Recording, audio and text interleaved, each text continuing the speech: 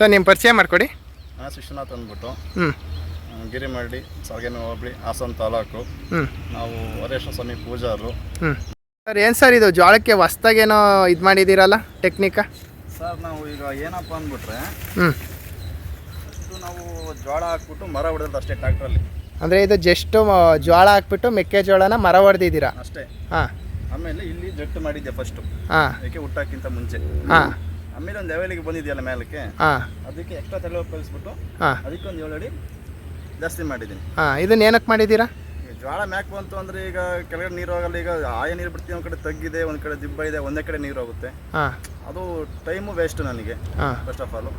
ಈಗ ಏನಪ್ಪ ಅಂದರೆ ಈಗ ನೀವು ವಾಲ್ ಇದೆ ನೋಡಿ ಇಲ್ಲಿ, ಹಾಂ ಈ ವಾಲ್ ತಿರುಗಿದ್ರೆ ಹಾಂ ಈ ಲೈನಿಗೆ ಪೂರ್ತಿ ಹೋಗುತ್ತೆ. ಲೈನ್ ಇದೆ ಏನು ಹಾಂ ಲೈನ್ ಪೂರ್ತಿ ಹೋಗುತ್ತೆ. ಹಾಂ ತಿರ್ಸ್ಬಿಟ್ಟು ನಾನು ಆರಾಮಾಗಿ ಏನೋ ಬೇರೆ ಕೆಲಸ ಮಾಡ್ಕೊಂತೀನಿ ಹಾಂ ಅಂದಾಸಾಗಿ.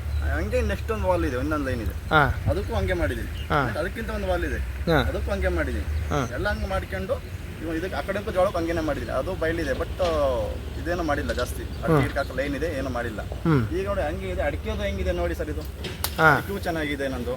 ಹಾಂ ಅಲ್ಲೇ ಒಂಬಳೆ ಹೊಲ್ಟಿದಾವಲ್ಲ. ಹಾಂ, ಒಂಬಳೆ ಹೊಲ್ಟಿದೆ.